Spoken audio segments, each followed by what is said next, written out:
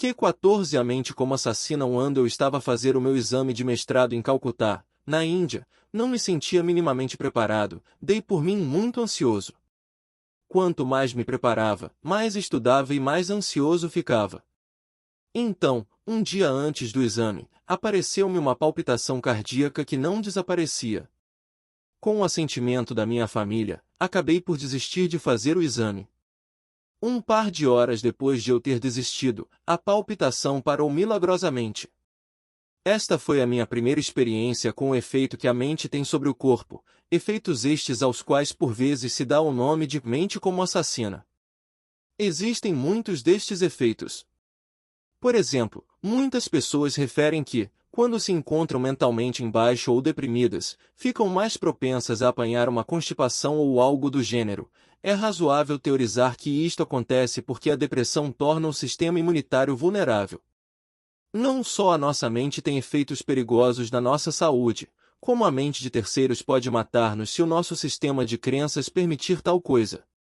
Está documentado que é assim que o voodoo funciona. Dossey, 1991. Felizmente, existem também efeitos mente-corpo conhecidos como mente como curadora, discutidos em capítulos subsequentes. Como tal, também existe uma recompensa da mente. Mas ambos os fenômenos, a mente como assassina e a mente como curadora, sugerem a existência da mente que domina o corpo, são novos na medicina ocidental, Pelletier, 1992, e ainda não conquistaram a confiança dos médicos convencionais ocidentais.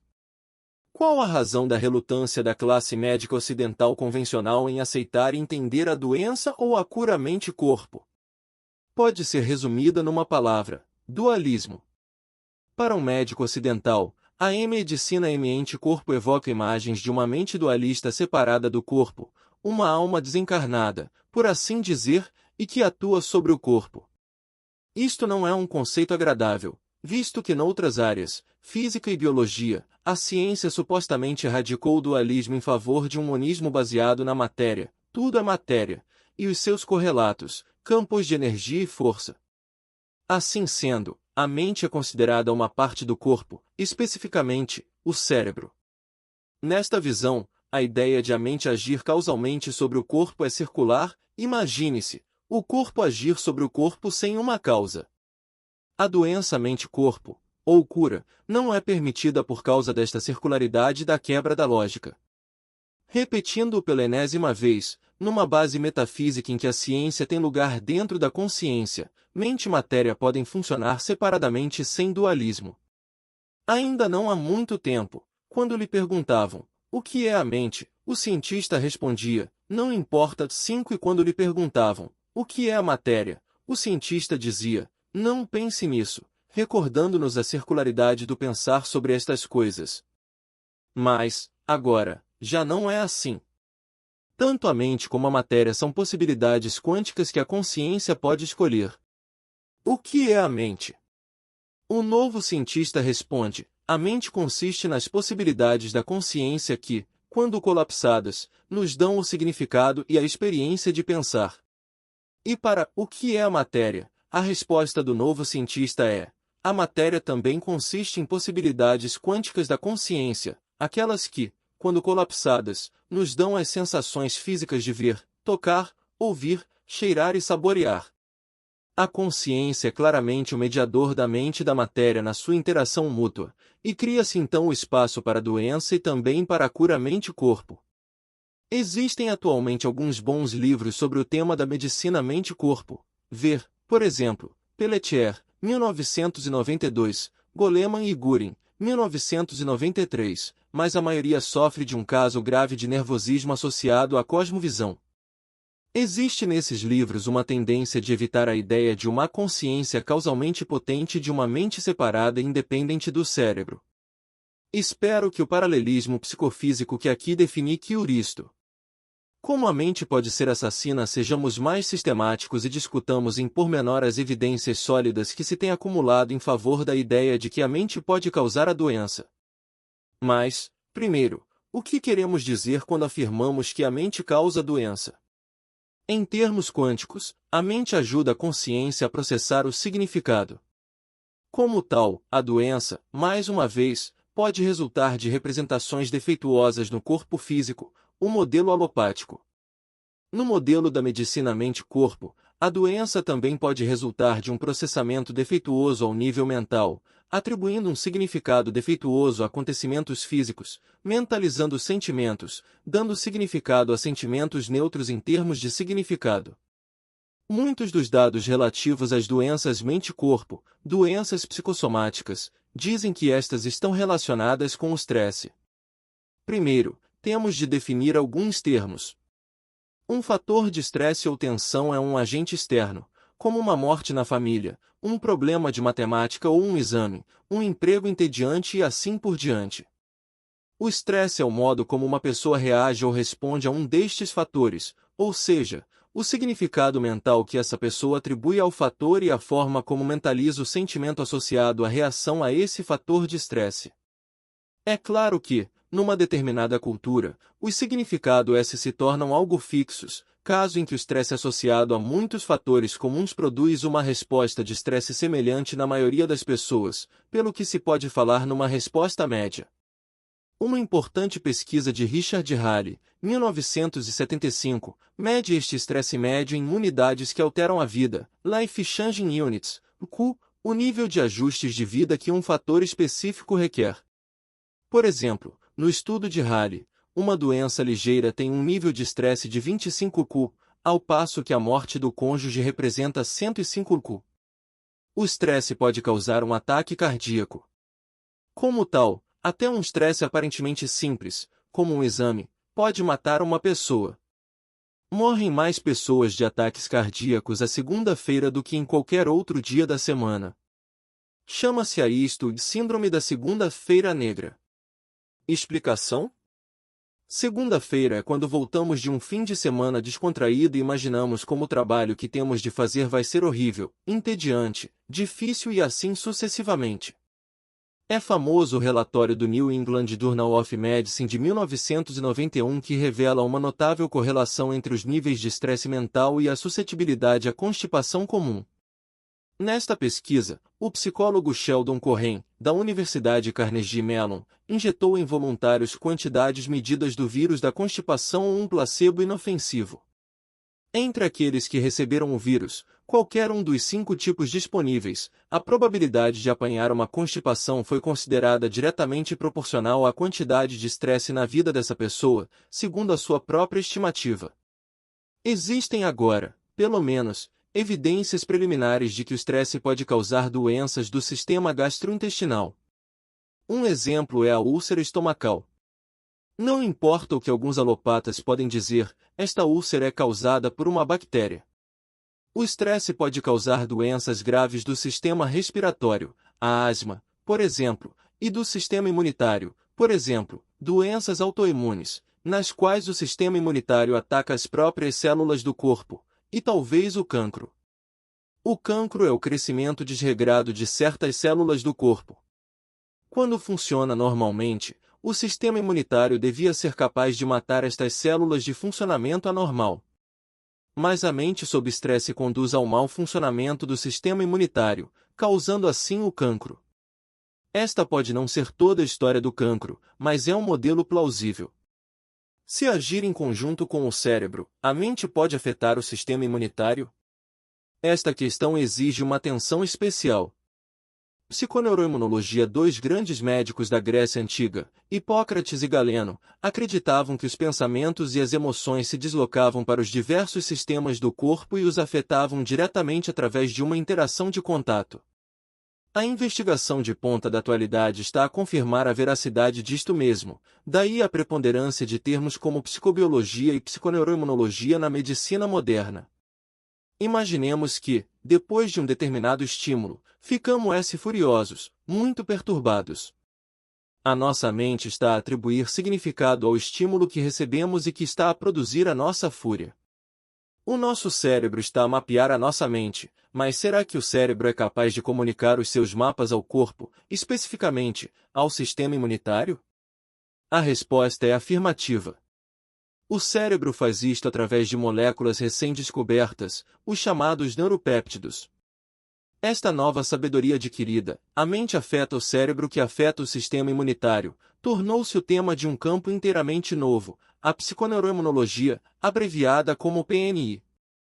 Antes de nos aprofundarmos na PNI, uma pequena introdução ao sistema imunitário poderá ser útil para entendermos por que motivo, antes da PNI, este sistema era considerado independente do cérebro. Os órgãos do sistema imunitário também são conhecidos como órgãos linfóides porque produzem linfócitos, os importantíssimos glóbulos brancos que são os mediadores da resposta imunitária do corpo. A produção inicial de linfócitos tem lugar na medula óssea. No início do seu desenvolvimento, um conjunto de linfócitos chamados células T vive na glândula do timo, por trás do externo, no tórax, e torna-se o sustentáculo da distinção eu-não eu. Os linfócitos percorrem todo o corpo, e de especial importância são os pequenos exércitos destas células, sempre em alerta nos gânglios linfáticos e no baço. O sistema imunitário defende o corpo de possíveis intrusos, vírus, bactérias, qualquer objeto estranho, não eu. Isto parece independente daquilo que o cérebro faz. A surpresa surgiu quando um neurologista da Universidade de Rochester, em Nova York, descobriu que todos os órgãos do sistema imunitário estão cobertos de nervos, pelo que é plausível que o sistema imunitário comunique com o cérebro. Depois, o neurofisiologista Robert Adair, 1981, descobriu que o sistema imunitário podia ser condicionado seguindo o mesmo procedimento do condicionamento mental. O leitor conhece o caso clássico do condicionamento, a pesquisa fundamental de Pavlov. Os cães recebem comida quando uma campainha toca. Passado algum tempo, o cão saliva sempre que a campainha toca, mesmo sem a comida. Na experiência Adair, usaram-se ratos em vez de cães. Consideremos então a experiência clássica de Adair que o levou a criar a palavra psiconeuroimunologia.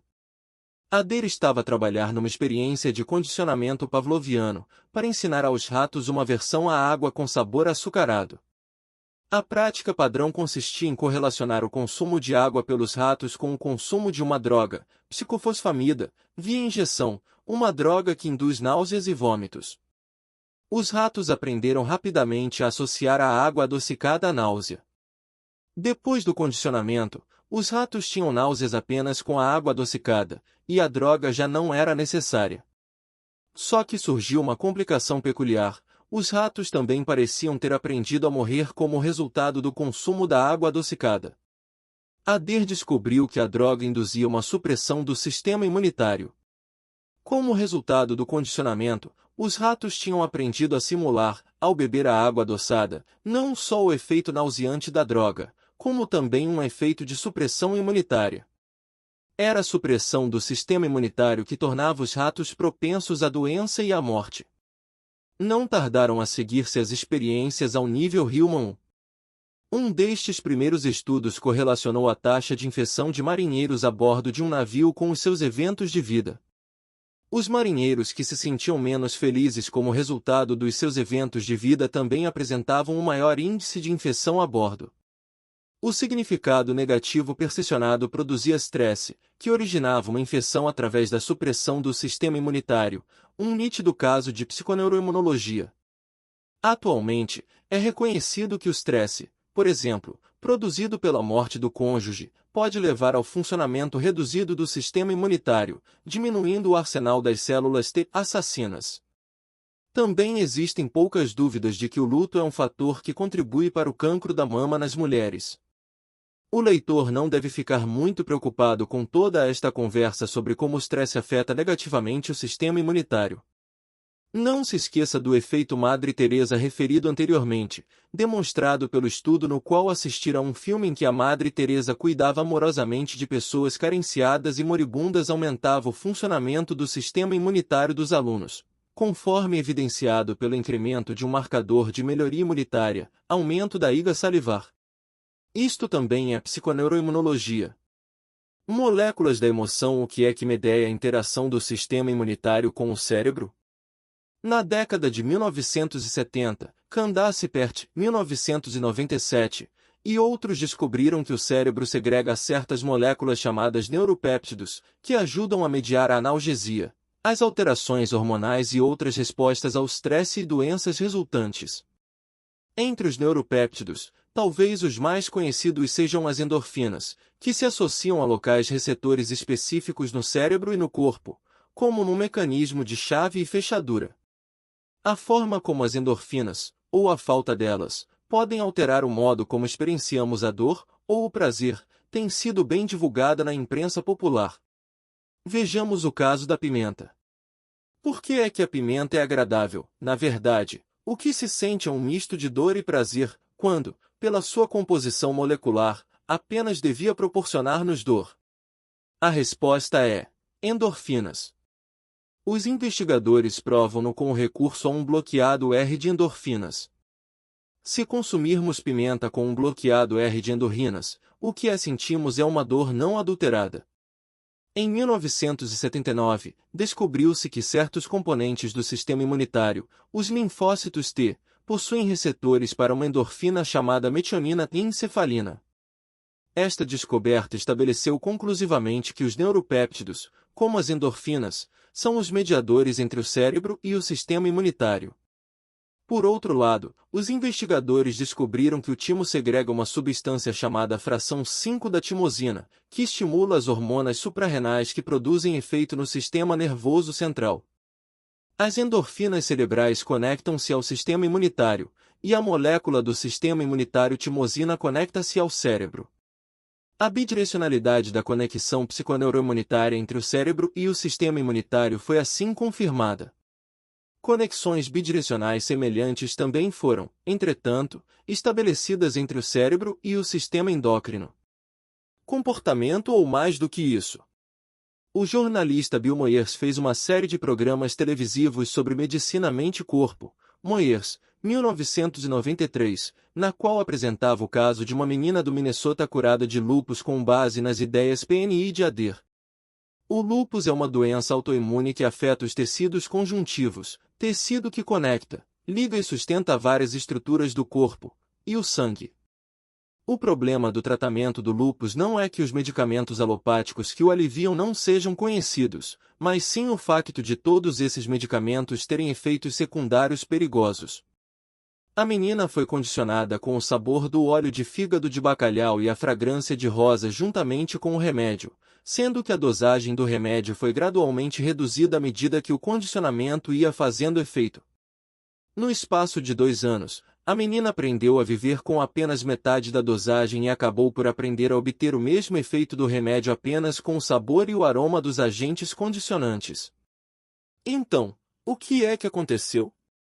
O condicionamento a um estímulo é produzido com recurso ao nosso hábito de experienciar os estímulos apenas com reflexos múltiplos no espelho da memória.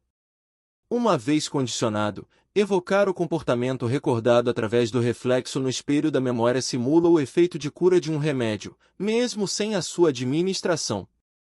Isto parece comportamental e de base cerebral, ou não? As perguntas são: quem aprende inicialmente? Quem vê o significado? Quem vive a emoção? Quem cria a memória? Quem vê por intermédio do espelho da memória? O eu está sempre à espreita por detrás da linguagem comportamental. Ouvimos alguém chamar-nos idiotas e ficamos furiosos. Um truque de memória, certamente. Mas não surtirá qualquer efeito se não soubermos o significado da palavra idiota.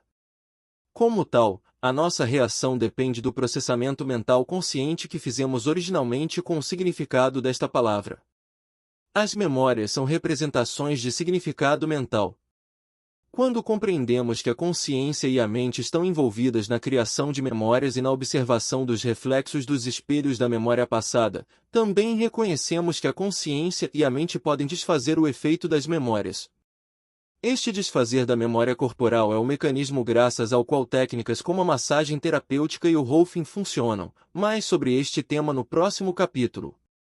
À medida que a maquinaria das interações cérebro-corpo se vai tornando clara, também se torna claro que esta maquinaria é apenas um instrumento que a consciência pode usar. Em última análise, é a consciência que experiencia o humor e as flutuações de humor, as emoções, o estresse, a doença e a cura. Sem dúvida, Algumas das nossas experiências conscientes são condicionadas, mas há sempre espaço para novas escolhas, para a criatividade. O papel fundamental da criatividade na cura é discutido no capítulo 16. Antes de podermos compreender a cura, temos de abordar a questão de como as pessoas processam o significado, especialmente o significado emocional. Por que motivo pessoas diferentes processam o significado de maneiras diferentes, e como é que isto afeta a sua saúde? Gunas mentais e doshas físicos criados pela mente. A abordagem habitual dos proponentes da medicina mente-corpo consiste primeiro em demonstrar com dados que a mente causa doença, depois, demonstrar por meio de uma discussão da psiconeuroimunologia e mecanismos afins como a mente afeta o corpo, e então referir as técnicas de medicina mente-corpo. Penso que podemos fazer melhor do que isso. A abordagem direta não explica por que motivo nem todos contraem doenças mente-corpo, por que razão a resposta ao estresse não é universal. Existem dados que indicam que os indivíduos que são otimistas, que são empenhados no seu trabalho e têm o controle do mesmo, e que encaram os fatores de estresse como desafios a superar, não sofrem os efeitos nocivos do estresse. Orrega e Hirschberg, 1993. Entre nós, também existem os Forrest-Gumps, uma versão olivodesca dos indivíduos mentalmente lentos que passam pela vida sem sentir estresse. Disseram-me que Forrest Gump morre e é barrado por São Pedro quando chega aos portões do céu. Calma aí, Forrest Gump. Impressiona-me que tenhas tido uma vida plena sem cair na angústia emocional do estresse, mas isso não chega. Tenho de me certificar de que a tua mente funciona pelo menos minimamente. Tens de responder a 3 perguntas para provar o teu QI mental. Tudo bem, responde-lhe Forrest Gump. Primeira pergunta, começa São Pedro. Quantos segundos há num ano? Ora, essa é fácil, responde Forrest Gump. 12. São Pedro parece confuso. Onde é que foste buscar isso? Basta contar. O segundo dia de janeiro, o segundo de fevereiro, e Forrest Gump continua a contar. São Pedro interrompe-o. Está bem, já percebi. Dou-te essa. Agora, a segunda pergunta. Quantos dias na semana começam por T? 4. Responde Forrest Gump. Como assim? Pergunta-lhe São Pedro, mais uma vez perplexo. Terça, quinta, hoje e amanhã 6. Responde Forrest Gump. São Pedro ri-se. Está bem. Também te dou essa. Mas tens de responder corretamente a esta terceira. Qual é o nome de Deus? Ande, responde Forrest Gump sem hesitar. Como assim? Pergunta São Pedro, exasperado. Bem, foi o que aprendi a cantar os hinos na igreja. Ande e ele, ende re, fala comigo. Ande e ele, ende re, caminha comigo. São Pedro está pasmo. Bem, diabos me levem, vou ter de te dar essa também, diz ele enquanto abre os portões. Desconfio que as lições da individualidade da medicina do corpo vital, Ayurveda, medicina tradicional chinesa e homeopatia, todas administradas individualmente, sejam cruciais aqui. Existe individualidade na nossa resposta mental aos fatores de estresse. A questão é esta: como é que processamos a nossa mente? Uma vez que a mente é um sistema quântico, existem apenas 3 formas de a processarmos: criatividade fundamental, a capacidade de efetuar um salto quântico de contextos conhecidos de significado mental, criatividade situacional, a capacidade de criar um novo significado a partir de uma combinação de contextos conhecidos, e condicionamento, usando o significado mental conhecido. Isto dá-nos 3 qualidades da mente. O reconhecimento destas qualidades da mente constitui uma proeza profunda da filosofia e da psicologia indianas, nas quais as qualidades têm o nome de gunas em sânscrito. Já introduzimos este termo antes, em relação ao modo como processamos o corpo vital, ver capítulo 9. Para evitar confusões, vamos usar o termo gunas mentais para indicar as qualidades mentais. Os orientais também atribuem nomes a cada uma das qualidades individuais. A qualidade da criatividade fundamental é chamada sattva em sânscrito, a criatividade situacional é chamada rajas e o condicionamento recebe o nome de tamas. A importância do conceito das qualidades quânticas, gunas mentais, da mente, criatividade fundamental, sattva, criatividade situacional, rajas, e condicionamento, tamas, pode agora ser afirmada. O seu uso desequilibrado produz certos defeitos, doshas em sânscrito, no corpo físico, no cérebro. Vamos chamar-lhes doshas cerebromentais, para evitar confusão com as suas contrapartes do corpo vital, defeitos ou doshas que surgem no corpo físico em virtude do uso desequilibrado das qualidades do corpo vital. Ver capítulo 9. Não é difícil ver o que são estes doshas cerebromentais. O sattva mental hiperativo e desequilibrado cria o intelectual, aquele que descobre novos contextos apenas para pensar mais, não para uma vida equilibrada. Por outras palavras, um intelectual distancia-se do corpo. James Joyce escreveu uma frase enigmática sobre uma personagem de Wayne dos seus romances. O Sr. Duff vivia a uma certa distância do seu corpo. Isto descreve perfeitamente o intelectual. Não resisto a contar uma história de Nasruddin a este respeito. Mullah Nasruddin, um barqueiro nesta história, ia levar no seu barco um erudito a um determinado destino. Assim que iniciaram a viagem, o erudito começou a presentear Nasruddin com uma amostra da sua erudição, neste caso a gramática. Mas Nasruddin estava entediado e nem fez por disfarçar. O erudito irritou-se e disse-lhe: se não souberes gramática, metade da tua vida será desperdiçada. Nasruddin deixou passar este comentário. Passado algum tempo, o barco teve um problema e começou a virar-se. Nasruddin perguntou ao erudito se ele sabia nadar, ao que o outro respondeu que não, acrescentando que só a ideia de fazer exercício físico o entediava. Agora, era chegada a vez de Nasruddin, que lhe disse: nesse caso, toda a sua vida será desperdiçada. O barco está a afundar-se. O rajas mental hiperativo dá origem à hiperatividade ao nível do cérebro físico. As pessoas hiperativas têm um déficit de atenção, uma vez que a exigência de atenção da criatividade situacional é consideravelmente menor do que a da criatividade fundamental. Estas pessoas também seguem um estilo de vida fazer, vivendo sempre centradas na realização mental. A inércia mental hiperativa ou tamas dá origem à lentidão mental do cérebro, uma letargia básica do cérebro que impede o indivíduo de se dedicar à aprendizagem e ao processamento mental. Tal como os doshas físico-vitais, estes doshas cerebromentais surgem geralmente misturados, dando-nos mais 4 tipos: o intelectual hiperativo, o intelectual mentalmente lento, sábio idiota, o hiperativo mentalmente lento e a mistura destes 3. Embora residam no cérebro, estes doshas cerebromentais governam a nossa atitude em relação a todas as emoções. Entre os indivíduos dos 3 doshas, apenas os mentalmente preguiçosos evitam a dupla mente e cérebro e vivem no corpo, e não apenas nos 3 chakras inferiores, mas também no coração. Os indivíduos dos outros 2 doshas mentalizam os seus sentimentos. Os indivíduos de intelectualidade predominante suprimem as emoções e, como resultado, são propensos a sofrer de depressão crônica. Aqueles que têm um dosha rajásico dominante, hiperatividade, são do tipo expressivo, são facilmente irritáveis e propensos a uma ira rápida e à hostilidade na sua reação ao estresse.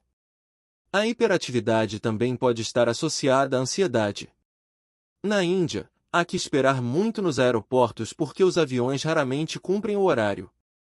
Para passar o tempo, por vezes observo as pessoas, e é interessante a rapidez com que confirmo a tripla classificação dos doshas cerebro-mentais. Alguns indivíduos parecem estoicos, mas, se lhes dermos uma oportunidade, começam imediatamente a reclamar. São os intelectuais.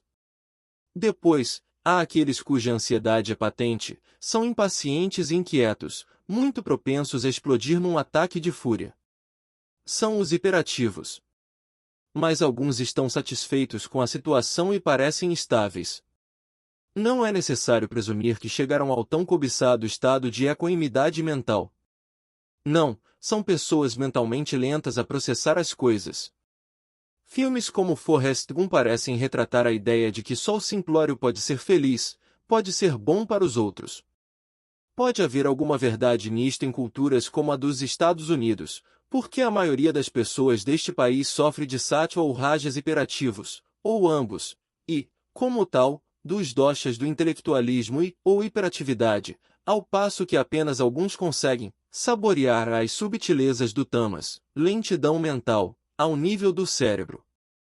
Finalmente, ao considerar a correção dos doshas cerebro-mentais, temos de nos recordar do conceito de Prakriti, ver capítulo 9. Todos nós temos, em virtude de tendências reencarnacionais e do nosso desenvolvimento inicial, uma homeostase natural de todos os 3 doshas, embora um ou 2 doshas dominem. Isto é a Prakriti. É o desvio da Prakriti que nos causa problemas de saúde e é isto que precisa de ser corrigido. A regra geral é esta: o excesso de intelectualismo tende a suprimir as emoções. O excesso de hiperatividade conduz à tendência para expressar as emoções. Isto é discutido com mais pormenor na seção seguinte. Resposta à emoção: como respondemos às emoções? No Ocidente, especialmente nos Estados Unidos, existe um forte condicionamento cultural contra a expressão das emoções. Expressar emoções é considerado um sinal de fraqueza e, como tal, quase universalmente, os homens ocidentais aprendem a suprimir as emoções. Para as mulheres, por outro lado, o condicionamento cultural contra a expressão das emoções não é tão acentuado. Não obstante, nem todos os homens ocidentais reprimem as suas emoções. Por exemplo, se alguém tem uma noção exagerada de autoimportância, entrega-se à expressão das emoções, sem precisar da restrição social habitual que consiste em defender a sua personalidade. O leitor pode ver estas pessoas em qualquer lugar. Sob estresse emocional, estas pessoas têm bem reconhecidas reações de pavio curto ou irritabilidade. Podemos ver aqui a ligação aos doshas cerebro-mentais. Os intelectuais conseguem quase universalmente suprimir as suas emoções. Mas nem todas as pessoas com hiperatividade dominante, visto que os seus doshas cerebro-mentais suprimem as emoções. Isto é especialmente verdadeiro quando se desenvolve o excesso de hiperatividade, em desequilíbrio com a prakriti do indivíduo. Deste modo, o dosha da hiperatividade, quando em excesso, pode facilmente resultar em expressão quando confrontado com o estresse emocional. Uma outra questão. Se tivermos sorte, existe sempre uma outra pessoa que nos permite dar voz às emoções. Essa outra pessoa pode ajudar a dissipar o impacto negativo das expressões emocionais. Isto costumava ser a regra nas sociedades tradicionais, pelo que o impacto da expressão emotiva na saúde era relativamente menor. Mas agora tudo está a mudar. O que é que a expressão das emoções, sem suporte sob estresse mental e emocional, nos faz? Atualmente, isto é relativamente bem compreendido. Goleman e Gurin, 1993. A resposta ao estresse é uma função do sistema nervoso autônomo, e este sistema possui 2 componentes, o simpático e o parasimpático. Como o seu próprio nome indica, o sistema nervoso simpático simpatiza conosco e põe em ação a mudança fisiológica de que precisamos para sobreviver ao estímulo responsável pelo estresse. O sistema parasimpático controla a resposta de relaxamento concebida para devolver o corpo ao equilíbrio. Então, o que é que a exposição prolongada a estímulos de estresse nos faz se permitirmos uma expressão emocional em resposta a um excesso do dosha cérebro-mental da hiperatividade? Em geral, a expressão produz um desequilíbrio nas atividades do sistema nervoso simpático e parasimpático, pelo que o resultado final é o sistema ser deixado num estado permanente de estimulação simpática. O que é que acontece depois? A irritabilidade crônica e a tensão nervosa podem conduzir à insônia. Isto é apenas o começo. A irritabilidade crônica, que resulta da pressa e precipitação, combinada com a competitividade dá origem à hostilidade. Por fim, o que antes era hiperatividade mental expressa por meio de programas condicionados do cérebro, torna-se manifesto nos órgãos físicos, os quais passam a funcionar a um nível hiperativo, produzindo a doença desses mesmos órgãos. Muitas vezes, a doença instala-se apenas num órgão. Deste modo, a excitação crônica decorrente da expressividade da resposta emocional tem sido principalmente associada às doenças cardíacas e à hipertensão. Mas as doenças cardíacas não são o único resultado desta expressão.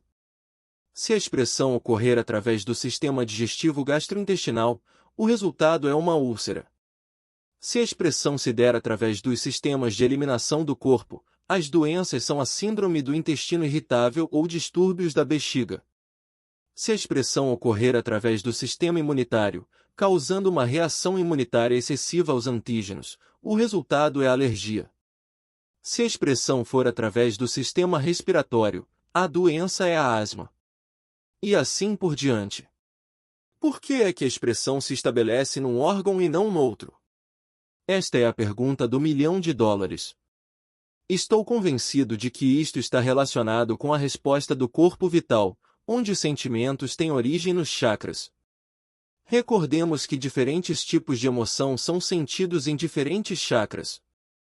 Por exemplo, a irritabilidade e a ira são sentidas no chakra do umbigo. Isto acontece quando não estamos a obter o que queremos, quando o nosso ego está a ser afrontado. A matéria mental, o processamento do significado de acordo com o dosha cérebro mental, amplifica o sentimento vital nesse chakra. Deste modo, a irritabilidade crônica expressa-se nos órgãos do chakra do umbigo, mais frequentemente como uma úlcera pética. Mas quando a irritabilidade dá lugar à hostilidade, uma resposta avançada de pessoas com excesso de hiperatividade mental e cerebral, onde é que a energia vital se faz sentir? Hostilidade é encarar o mundo como um inimigo, um não-eu. Isto acontece quando a energia vital do chakra do coração se esgota e desce para o chakra do umbigo. Assim, a reação hostil conduz inevitavelmente à doença dos órgãos do chakra do coração. Se a reação hostil for dirigida a pessoas, o órgão afetado é o coração. Se a reação hostil for dirigida ao meio, o órgão afetado é o sistema imunitário. Em lugar da hostilidade, níveis avançados de irritabilidade e competitividade também podem dar origem à frustração, que é uma sensação do chakra da garganta, que surge quando este chakra se encontra sem energia vital. Quando a mente entra em ação, o sentimento de frustração é amplificado. A amplificação repetida da frustração expressa-se como uma doença do chakra da garganta, a asma, por exemplo. Se a emoção expressa for medo ou insegurança, o chakra envolvido é o chakra da raiz. Quando amplificada pela mente, pode causar problemas nos órgãos do chakra da raiz, como diarreia e síndrome do intestino irritável. Quando o sentimento envolve o chakra sexual, como no caso de luxúria insatisfeita, a amplificação mental dá origem a doenças do segundo chakra, chakra sexual. A dilatação da bexiga, responsável por problemas urinários em muitos homens com 60 anos ou mais, é uma doença deste tipo. Supressão de emoções. O que é que a supressão da resposta emocional da mente nos faz? Tal como Freud e os psicanalistas corretamente teorizaram, a supressão ou repressão mental pode ser representada, os psicanalistas chamam a isto conversão, como determinados estados cerebrais que causam, falsos, sintomas físicos, embora não se registrem alterações fisiológicas. Tem-se chamado a isto um mecanismo de defesa, porque a mente e o cérebro defendem o organismo de um constrangimento, do ponto de vista cultural. Isto, claro, é o que originalmente foi reconhecido como sendo a única doença psicossomática, doença sem qualquer base fisiológica. Infelizmente, muitas pessoas ainda pensam em todas as doenças mente-corpo como isentas de efeitos fisiológicos. Podemos tentar modelar a doença psicossomática real do mesmo modo. Por exemplo, o psiquiatra John Sarno escreve: os meus doentes demonstraram que a psicologia subjacente é a mesma para os transtornos de conversão e de mente-corpo. É como se o cérebro tivesse decidido que os sintomas de conversão já não eram convincem-se como doença, pelo que começou a produzir processos nos quais havia reações fisiológicas óbvias.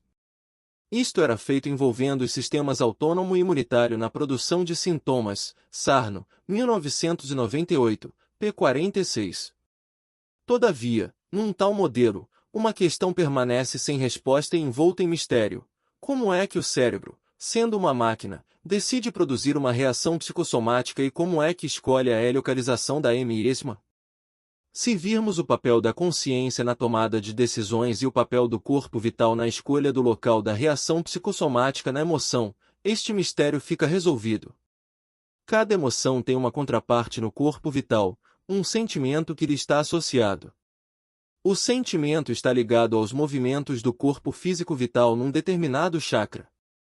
As representações físicas dos movimentos vitais que sentimos envolvem o S, órgão, S, correspondente, S, e também os músculos nos quais os órgãos se encontram inseridos. Quando a mente suprime a emoção através do cérebro e a sua conexão com os órgãos físicos através dos nervos e neuropeptídeos, os movimentos do corpo vital no chakra correspondente são suprimidos juntamente com os programas que executam as funções das representações físicas, os órgãos. É isto que é responsável pelo efeito somático, a experiência de doença no local específico de um órgão em virtude de uma alteração real na fisiologia desse local. O psiquiatra Wilhelm Reich era um especialista no problema da supressão em virtude do intelectualismo, cujos sintomas descreveu do seguinte modo: riso sonoro e intrusivo, aperto de mão exageradamente firme, simpatia invariável e monótona, exibição presunçosa de conhecimentos adquiridos, repetição frequente de um espanto, surpresa ou prazer vazios, adesão rígida a visões, planos e objetivos definidos, modéstia intrusiva no comportamento, gestos pomposos ao falar, adulação infantil para obter a aprovação dos outros, arrogância em questões sexuais, exibição de charme sexual, flerte promíscuo, amizade pseudo-exuberante. Citado em Grossinger, 2000, p. 433. Como é que um terapeuta lida com este tipo de comportamento num doente? A resposta do terapeuta reichiano é a confrontação. Eis um exemplo. Por exemplo, o doente pode reconhecer que, obviamente, mostrou desdém pelos outros no passado, que o distanciamento é um dos seus vícios. O terapeuta pode responder: não, agora. Você está a ser desdenhoso agora. Até quando finge participar nesta sessão, a sua expressão diz que está apenas a fazer-me à vontade, mostrando desprezo por mim. Se o doente indignado e envergonhado negar isto, o terapeuta pode responder: sinta a sua boca. Os seus lábios estão fixos numa expressão maliciosa. Você já nem os sente. Ao verificar isto, o doente fica surpreso ao perceber que é verdade. Automaticamente, sorri como um tolo. Um método terapêutico poderá ser, então, massagear os lábios para lhes restituir a sensação. Grossinger, 2000, p. 434. Esta repressão emocional pela mente, por mentalização, dando sentido a um sentimento e, neste caso, transformando-o em algo a ser evitado, quando crônica, torna-se repressão de funções orgânicas no chakra correspondente a esse sentimento. Fundamental neste processo é a ligação do cérebro a estes vários órgãos através do sistema nervoso e dos neuropeptídeos, como na psiconeuroimunologia. Em particular, se a função do sistema imunitário for suprimida, podemos contrair várias doenças autoimunes. O cancro pode ser o resultado de uma atividade reduzida do sistema imunitário.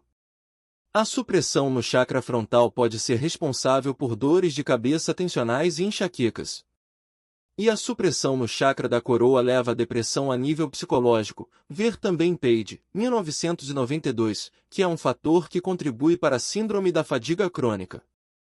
No entanto, a repressão é mais comumente memorizada nos músculos. Isto acontece porque, quando estamos na defensiva, tendemos a tensionar os músculos. À medida que reprimimos a experiência mental emocional, também reprimimos a tensão dos músculos e nunca os relaxamos por completo. Deste modo, a repressão da mente traduz-se como repressão da atividade muscular. Os músculos retêm uma memória corporal, por assim dizer, do trauma emocional suprimido. Penso que seja justo dizer que um músculo está a reter uma memória quando está fixo numa determinada posição e não consegue abandoná-la. O físico Fred Alan Wolfe, 1986, esclareceu o mecanismo do modo como os músculos retêm a memória. Cada músculo, que é um conjunto de células longas com até 30 centímetros de comprimento, contém muitos núcleos celulares e muitas pequenas fibras chamadas miofibrilas. Por sua vez, as miofibrilas são constituídas por unidades repetidas de sarcômeros numa organização longitudinal ao longo do comprido eixo cilíndrico do músculo. A bioenergética muscular depende do fluxo livre de íons de cálcio. Quando um músculo é tensionado, como quando um trauma emocional está a ser defendido e suprimido, os sarcômeros musculares são inundados com estes íons de cálcio. Mesmo depois do incidente traumático terminar, algum excesso de cálcio pode permanecer nos sarcômeros, o que continua a manter a tensão no músculo, tornando-se uma memória do trauma reprimido. O que significa a supressão repetida de uma resposta emocional em termos de memória de tensão muscular? Falando em termos de mecânica quântica, em experiências subsequentes desse estímulo, assim como a mente não tem permissão para colapsar certos estados mentais de consciência da resposta emocional, a memória muscular específica nunca é colapsada. Como tal, este músculo específico não é reativado por experiências emocionais subsequentes, se o mecanismo de defesa mental estiver sempre ativado. É provável que emoções reprimidas em todo o corpo deem origem a doenças graves como a fibromialgia, um estado de dor muscular generalizada. Uma doença relacionada tem o nome de síndrome da fadiga crônica, na qual o principal sintoma do corpo físico é a fadiga total. Se os sentimentos forem suprimidos em todos os chakras do corpo, praticamente todos os movimentos correspondentes do corpo vital serão suprimidos. Isto pode manifestar-se como uma falta generalizada de vitalidade, o que explica a fadiga crônica. Se a supressão de sensações envolver mais partes estruturais do corpo nas quais os órgãos se encontram inseridos, mas não os próprios órgãos, a falta de energia vital pode ser sentida como dor no corpo todo, fibromialgia. Um comentário a respeito da dor. Um número anterior da Newsweek tinha na capa uma manchete que prometia avanços na nossa compreensão sobre a dor. Todavia, uma vista de olhos ao artigo no interior revelava-se decepcionante. O artigo ficava aquém de qualquer progresso real. A fibromialgia, afirmava o dito artigo, é real porque uma nova técnica de imagiologia, ressonância magnética, confirma que, quando um doente com fibromialgia está a gritar de dor, certas áreas do cérebro tornam-se ativas. Muito bem. Só que o artigo não tem muito mais a acrescentar, a não ser que pode ser que exista uma ligação genética à fibromialgia.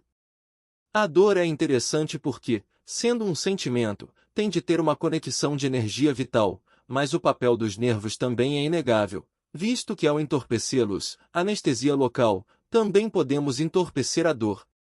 Como tal, a dor é um sentimento mentalizado, um sentimento ligado à supressão da energia vital em qualquer parte estrutural do corpo e interpretado pela mente como dor, porque é indesejável.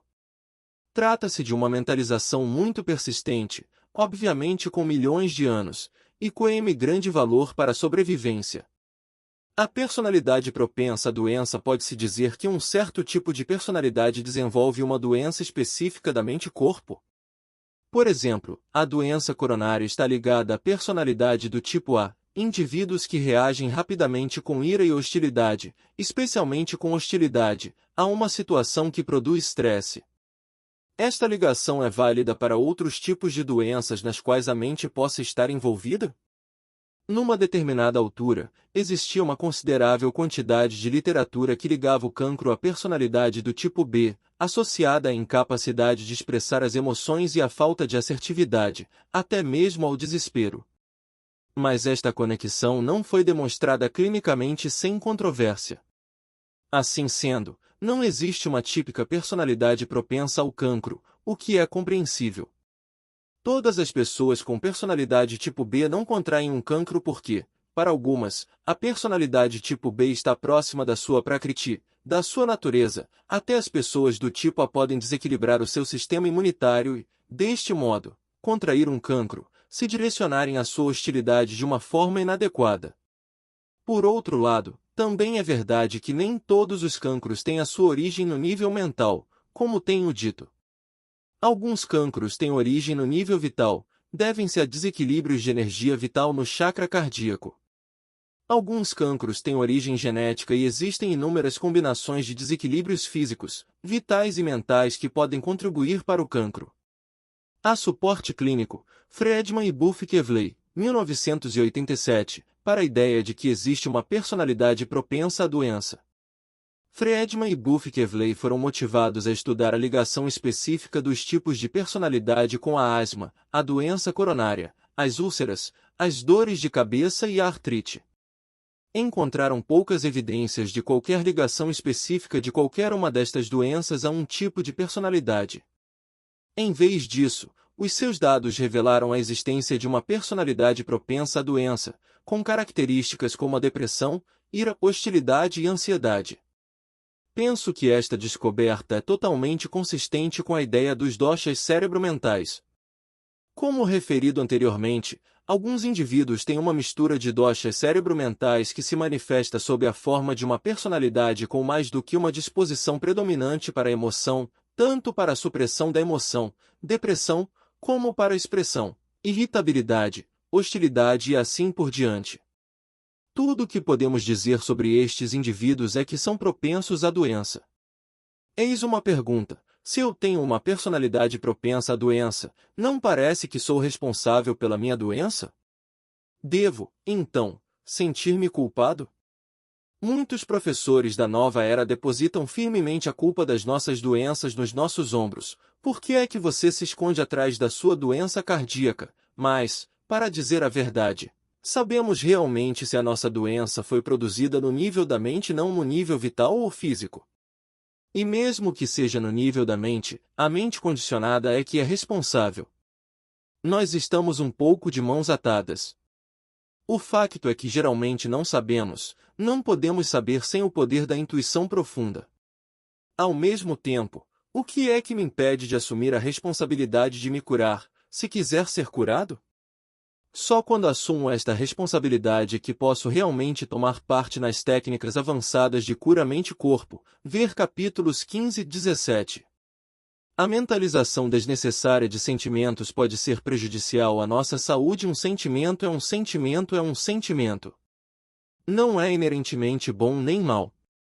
Os valores que atribuímos aos sentimentos, aos nossos gostos e aversões, são criados pela mente através da tarefa da mente que consiste em atribuir significado a tudo que ela é capaz de processar. Esta é uma forma de mentalizar os nossos sentimentos de valor neutro. Alguns antropólogos descobriram que certos esquimós não tinham uma palavra para definir a ira. Isto devia necessariamente significar que a ira, enquanto expressão emotiva, não fazia parte do mundo social desses esquimós.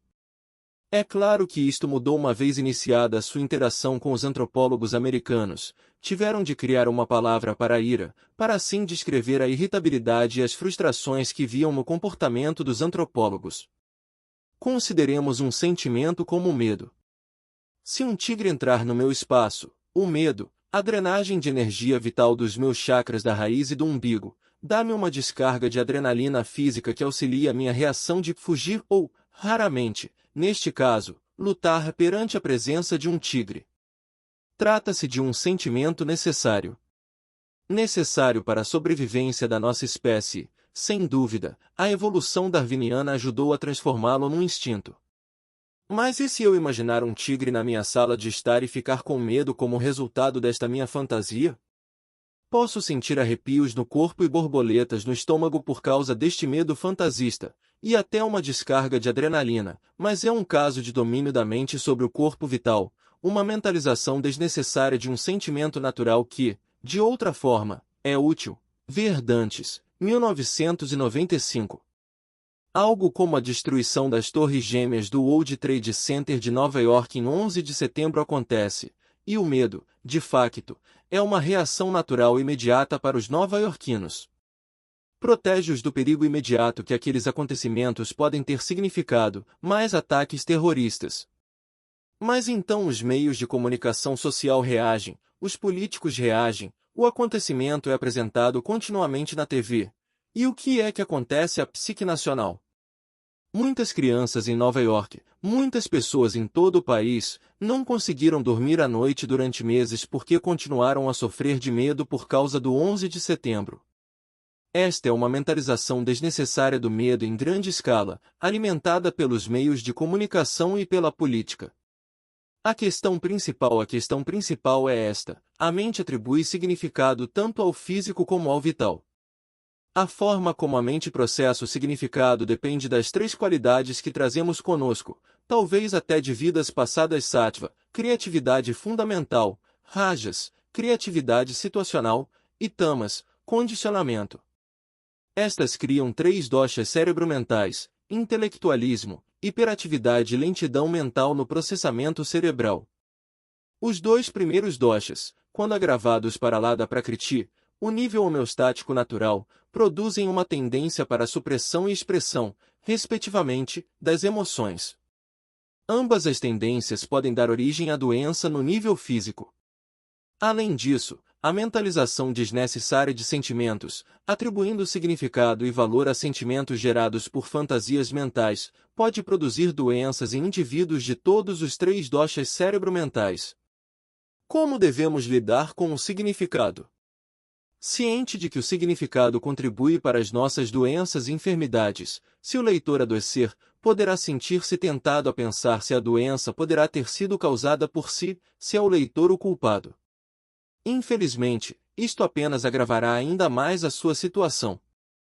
Se o significado é algo inerente ao modo como a mente processa as coisas, se estamos indefesos, atribuindo um significado causador de doença às nossas experiências do mundo, incluindo as doenças que sofremos, qual é a nossa melhor estratégia para lidar com a mente? Algumas pessoas dizem que pensar na doença de forma objetiva é o melhor apenas segundo este ponto de vista. Mas, como Dossey, 2001, corretamente refere, negar significado também é atribuir significado, só que um significado negativo. Negar o significado das nossas doenças é como os ateus negarem a existência de Deus. Ora, se pudéssemos ser verdadeiramente agnósticos, então, qual é uma boa estratégia? Como disse Epicteto, as coisas em si são sempre neutras, é a nossa percepção que as faz parecer positivas ou negativas.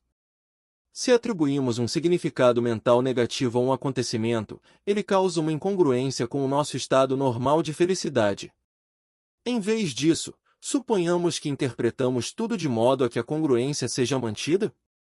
O místico Swami Sivananda, originário da Índia Oriental, tinha uma maravilhosa estratégia geral para lidar com a mente que atribui significado, estratégia essa que passo a partilhar com o leitor.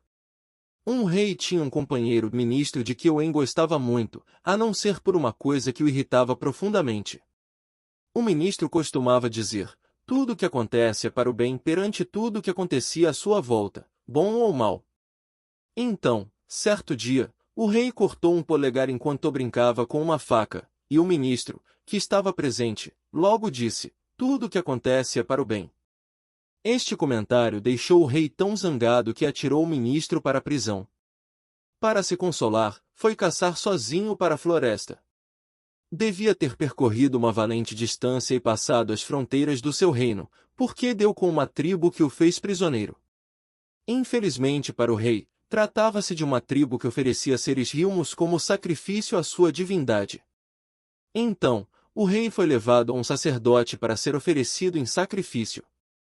Enquanto dava banho ao rei, o sacerdote descobriu o polegar cortado e, uma vez que um indivíduo defeituoso não podia ser oferecido à divindade, rejeitou o monarca, que foi posto em liberdade.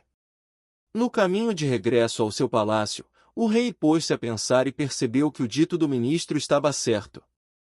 Na verdade, o polegar cortado salvara-lhe a vida. Mal chegou, libertou o seu ministro e disse-lhe: estavas certo a meu respeito, afinal, tudo o que me aconteceu foi para meu bem.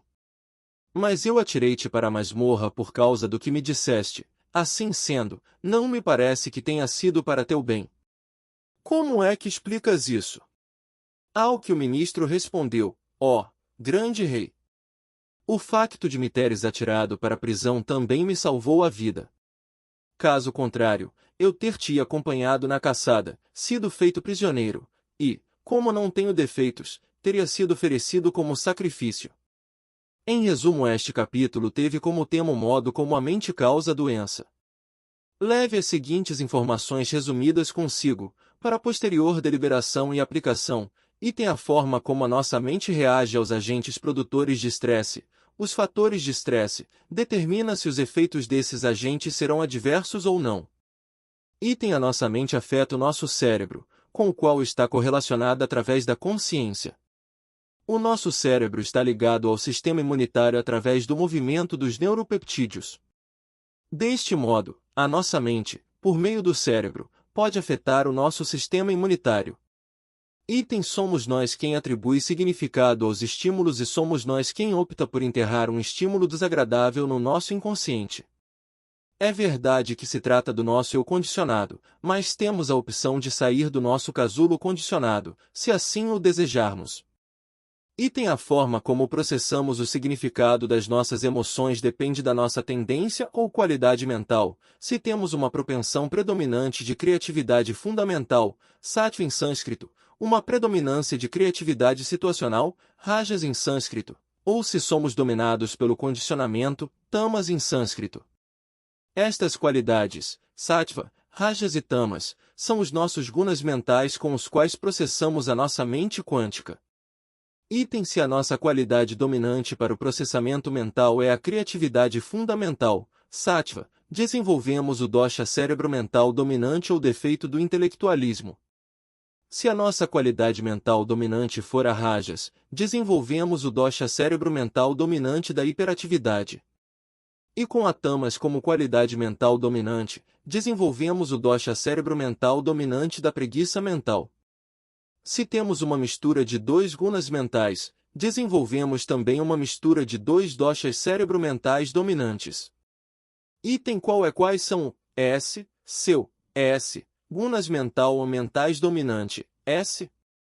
Quais são S, seu, S, dosha, S, cerebral, cerebrais dominante, S? Item: todas as pessoas saudáveis possuem um nível básico natural, nível homeostático, dos 3 doshas cerebrais, a chamada prakriti em sânscrito. O leitor é capaz de descobrir qual o seu nível básico de prakriti natural dos doshas cerebrais? Item: o excesso do dosha cérebro-mental do intelectualismo está associado à supressão das emoções e à personalidade do tipo B, que por vezes é associada ao cancro, embora esta ligação seja controversa. Item: o excesso do dosha cérebro-mental da hiperatividade está associado à personalidade do tipo A, e todos os estudos concordam que o excesso de hiperatividade pode conduzir a doenças cardíacas. Item: o excesso dos doshas cérebro-mentais da hiperatividade e do intelectualismo pode ser a causa de uma personalidade propensa à doença. Item: é melhor evitar a mentalização dos sentimentos, atribuir significado aos sentimentos. Além disso, a saúde requer um mínimo de fantasias que conduzem a emoções negativas, sentimentos prejudiciais à nossa mente e fisiologia. Item: a melhor estratégia para uma relação mente-corpo saudável é ver o lado positivo de tudo. Desenvolva esta capacidade. Ajudá-lo a abrir mão do ego e a criar espaço para o eu quântico. 5. Pretende-se aqui um jogo de palavras com as expressões das Nintimeter e Nevermind. N do T, 6 Tuesday, Thursday, Today and Tomorrow, no original. M do T,